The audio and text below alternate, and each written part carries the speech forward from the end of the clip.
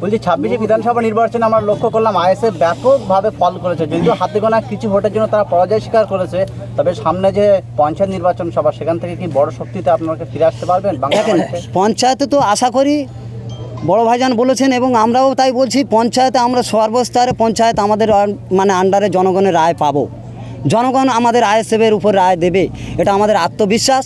সেই আশা আকাঙ্ক্ষা নিয়ে আমাদের জনগণের অন্তরে আমরা ঢুকেতে যাচ্ছি। প্রত্যেক আইএসএফের কর্মীদের বলবো তারা যেন জনগণের অন্তরে ঢুকে যায়, সেই কাজটা যেন করে হিংসা দূরে রেখে। এটা ভাইজানের বার্তা, আমাদেরও তাই বার্তা।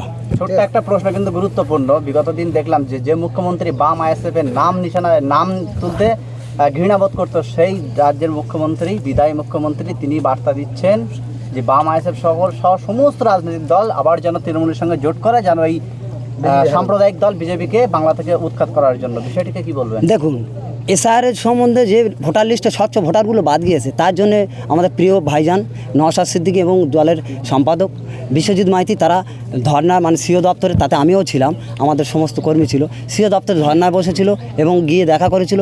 আমাদের মুখ্যমন্ত্রীকে মানে দু হাত জোড়ে অনুরোধ করেছিল, আসুন একজোট হয়ে প্রতিবাদ করি, ভোট পরে, আগে স্বচ্ছ ভোটার লিস্টে ভোটারদের নাম উঠুক, দুর্নীতিগ্রস্ত ভোটারদের তাদের ডিলেট হোক, কিন্তু যারা সঠিক ভোটার, যাদের মানে পূর্বপুরুষরা এখানে বসবাস, যারা 100-200 বছর তাদের কবরস্থান এখানে আছে, যাদের পূর্বপুরুষ এখানে বসবাস করছে, তাদের, আমার কথা বলি, আমার দুটো চাচিমার, আমার বোনের, আমার একটা ভাইয়ের, এরকম করে যারা গ্রাম এলাকা তাদের নাম ডিলেট হচ্ছে, এর বিরুদ্ধে আসো ঐক্যবদ্ধ আমরা একজোট হয়ে লড়াইটা করি।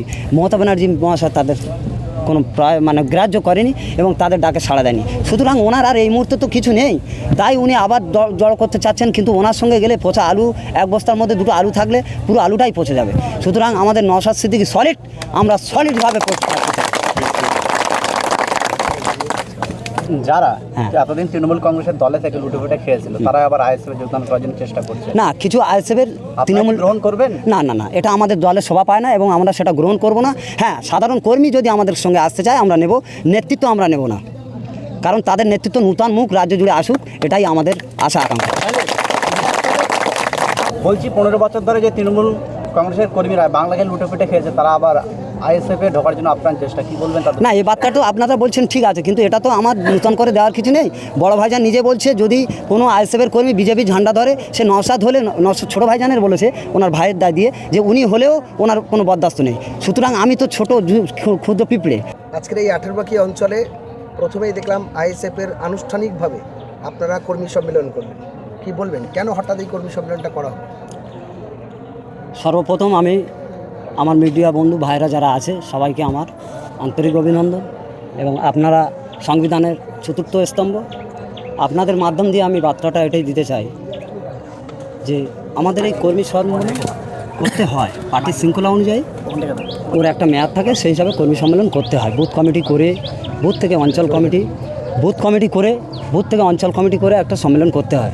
তাই আমাদের ব্লক নেতৃত্বের উপস্থিতিতে এবং বিধানসভার কনভেনারদের উপস্থিতিতে, আজকের আপনারা মিডিয়ার বন্ধু, আপনাদের সঙ্গে সবাইকে মানে সবার উপস্থিতিতে, এবং আমার 26টা বুথের সমস্ত বুথ সভাপতি, বুথ কর্মীদের নিয়ে আমার এই কর্মী সভা হলো।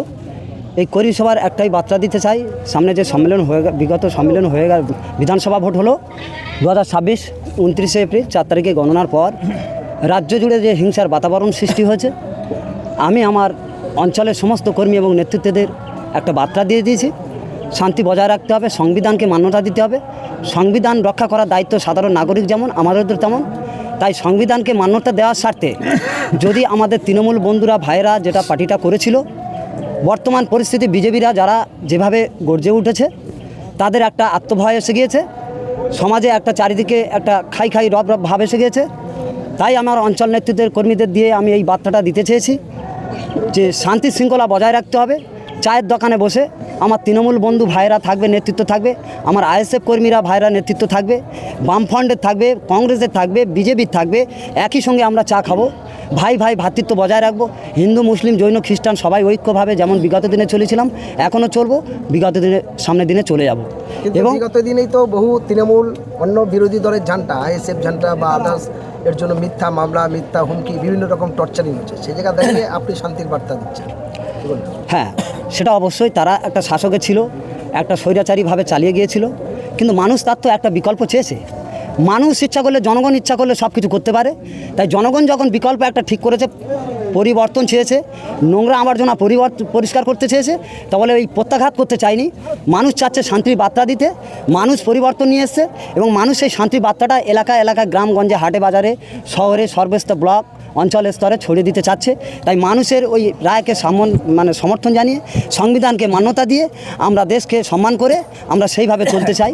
আপনার এই 18 অঞ্চলের পাশেই আপনার শওকত মোল্লা ক্যানিং পূর্বের যিনি বিধায়ক ছিলেন, তিনি তাঁর সঙ্গে যারা ছিলেন, হঠাৎ দেখি রাতারাতি 4 তারিখেই তারা আবার বিজেপির ঝান্ডা ধরে সেই তৃণমূল পার্টি অফিস দখল করেছে এবং সেখান থেকে বলছে আরও একজন তাদের সঙ্গী বলছে তৃণমূল এখানে বিজেপির ঝান্ডা আমরা গেড়েছি, বিরোধী কোনো আইএসএফ বা অন্য কোনো ঝান্ডা এখানে লাগাতে দেবো না। কী বলবেন? দেখুন, বিগত দিনে ইলেকশনের আগে আমাদের কোনো ঝান্ডা মারতে দেয়নি, কোনো জায়গায় ব্যানার ফেস্টুন কোনো জায়গায় মারতে পারিনি।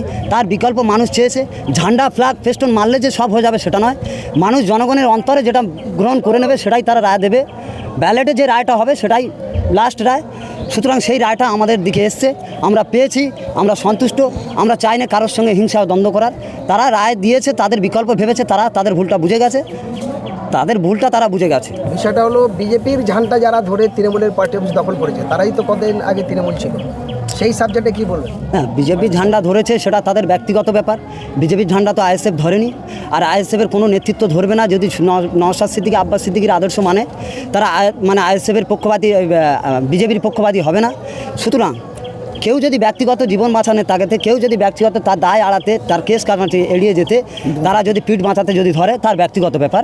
ও সম্বন্ধে আমি কিছু বলতে পারবো না। তবে হ্যাঁ, একটা জিনিস বলবো, দেখেন, রাজ্য জুড়ে যে একটা পরিবর্তনের হাওয়া এসেছিল, তাই মানুষ রায় দিয়ে পরিবর্তন নিয়ে এসছে। মানুষ চাইলে সব কিছু করতে পারে, সুতরাং সেটা আমাদের মেনে নিতে হবে। অনেক জায়গায় দেখলাম তৃণমূল কংগ্রেস তারা যখন সরকারে ছিল থাকাকালীন বহু মানুষের ঘর দেবে বলে 20,000 করে টাকা নিয়েছে, কারণ লোন করিয়ে দেবে বলে টাকা নিয়েছে। এখন তারা পরাজিত। এই জায়গায় দাঁড়িয়ে কি সেই মানুষগুলো ন্যায় ইনসাফ বিচার পাওয়ানোর অধিকারের জন্য আপনারা লড়াই করবেন? দেখুন, আমরা তো লড়াইয়ের জন্য, নওশাদ সিদ্দিকী বিধানসভার বাইরে রাজ্য জুড়ে তোলপাড় করছে, ন্যায় ইনসাফের জন্য, ন্যায় প্রতিষ্ঠা করার জন্য, সংবিধান রক্ষার জন্য, সংবিধানকে মান্যতা দেওয়ার জন্য। নওশাদ সিদ্দিকী, বিশ্বজিৎ মাইতি, মালিক মোল্লারা সর্বস্তরে আন্দোলন করে চলেছে, বড় ভাইজান সমেত। সুতরাং আমরা তাদের আদর্শে আদর্শিত, আমাদের তো সেটা রাখতে হবে। না হলে আমরা তো আইএসএফ বলে আমার মনে হয় নয়। কারণ নওশাদ সিদ্দিকীর আদর্শ যদি আমাদের মধ্যে না থাকে, কর্মীদের মধ্যে না থাকে, তাহলে সে আইএসএফ বলে আমার মনে হয় না। সুতরাং আমরা তো বার্তায় দেব, আমরা বলবো যেটা হয়ে গেছে ওটা যে টেনে কোনো লাভ নেই, যেটা হয়ে গেছে ছেড়ে দিন। আমরা সামনে পথ চলার রাস্তাটা পরিষ্কার করে চলবো, আর এটা যেন তোলা না হয়, আর যেন রাস্তার টাকা দুর্নীতি না হয়, আর যেন ঘরের কাটমানি না হয়, আর একটা অসহায়ের জন্য বিচার না পায়। এই সবগুলো যাতে সে বিচার পায় এবং স্বাধীনভাবে সে যেন তার বিচার মেনে চলতে পারে। একজন কৃষক কাজ করছে, মিটিংয়ে যেতে হবে, এই প্রেশারটা যেন কোনো আইএসএফের কর্মী তাদের না দেয়। তার মন যদি চায় যাবে, না হলে না যাবে। এইটাই আমাদের বার্তা, নওশাদ সিদ্দিকীর বার্তা। আমাদের বক্তব্য যে আগামী দিনে যারা তৃণমূলের থেকে গুন্ডাগিরি করেছে, হারমাতগিরি করেছে, মানুষের অত্যাচার করেছে, সেই শ্রেণীর মানুষগুলোকে নেবেন না। সাধারণ যারা সমর্থক কর্মী তারা যদি এই দলে যোগ দেয় তাহলে তাদের জন্য ওয়েলকাম। হ্যাঁ, ওয়েলকাম, এবং আমাদের নেতৃত্বের সঙ্গে আলোচনা করে এবং সেইভাবে সিদ্ধান্ত নিয়ে আমরা চিন্তা ভাবনা করব।